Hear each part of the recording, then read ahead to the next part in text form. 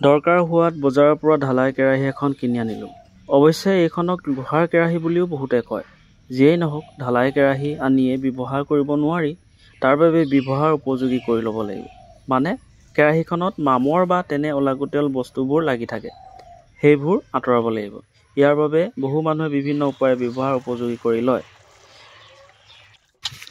মই অৱশ্যে তেনেই সহজকৈ এইবোৰ আঁতৰাব খুজিছোঁ। প্ৰথমতে কেৰাহী ভৰ্তিকৈ পানী দিব লাগিব আৰু ইয়াক প্ৰায় 2 দিনৰ কাৰণে থৈ দিব লাগিব। আৰু 2 দিনৰ পিছত আমি দেখা পাম ওপৰত এটা চামনি বহিছে। এই চামনিটো বহিলে গম পাব যে ইয়াত যথেষ্ট পৰিমাণে মামৰ আছে। আৰু এই মামৰখিনি আঁতৰাবৰ কাৰণে প্ৰথমতে কেৰাহীখন ভালকৈ ফুটছাই বা ডিটাৰজেণ্ট বা তেনে বাচন ধোৱা দ্ৰব্যৰে জৰিয়তে ভালকৈ ধুই ল'ব লাগিব।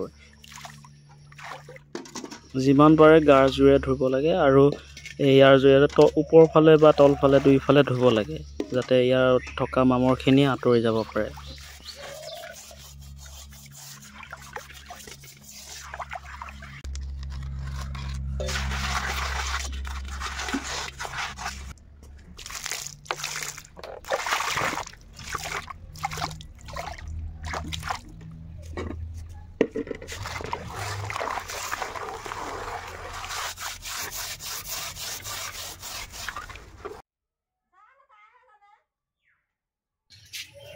এইখন ধুই লোৱাৰ পিছত শুকোৱাৰ পিছতে আমাৰ চাৰিওফালে থকা বনৰীয়া কচু ডাল পাতেৰে সৈতে পানী দি সিজাব লাগে।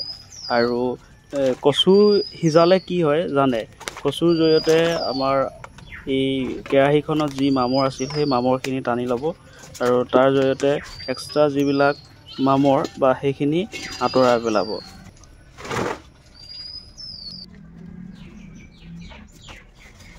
কচুৰ ডালবিলাক ডাঙৰ ডাঙৰকৈ কাটিব লাগে আৰু ডাঙৰ ডাঙৰকৈ কাটি সম্পূৰ্ণ কেৰাহীখন জোৰাকৈ ভৰাই তুলিব লাগে। আৰু তাৰপিছতে আমি পানী দি যিমান পাৰে সিমান উতলাব লাগে, যাতে কচুখিনি সিজি থপথপীয়া হৈ পৰে।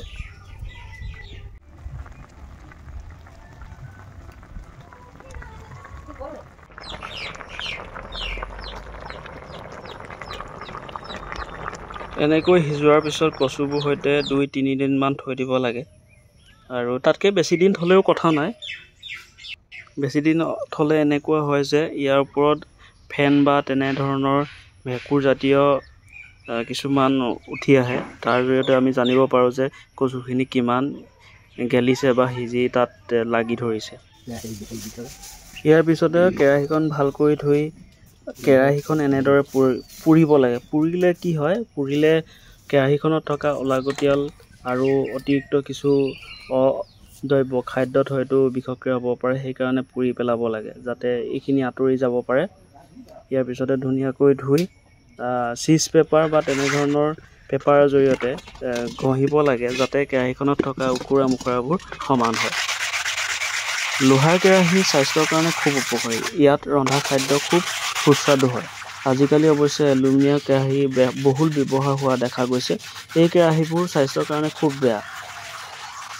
লোহাৰ কেৰাহীৰ সলনি আপোনালোকে পিতল বা তেনেকুৱা কাঁহৰ কেৰাহী বা তামৰ কেৰাহী ব্যৱহাৰ কৰিব পাৰে।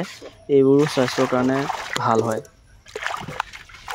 কেৰাহীখন ধোৱাৰ পিছত আমি যিমান পাৰোঁ আকৌ ভালকৈ ঘঁহি পিহিব লাগে, যাতে তলৰ যিখিনি তলৰ যিখিনি ধুনীয়াকৈ ওলাই পৰিছে, জিলিকি উঠিছে। এনেকৈ জিলিকনি উঠিলে গম পাব যে কেৰাহীখন ধুনীয়াকৈ ধোৱা হৈছে।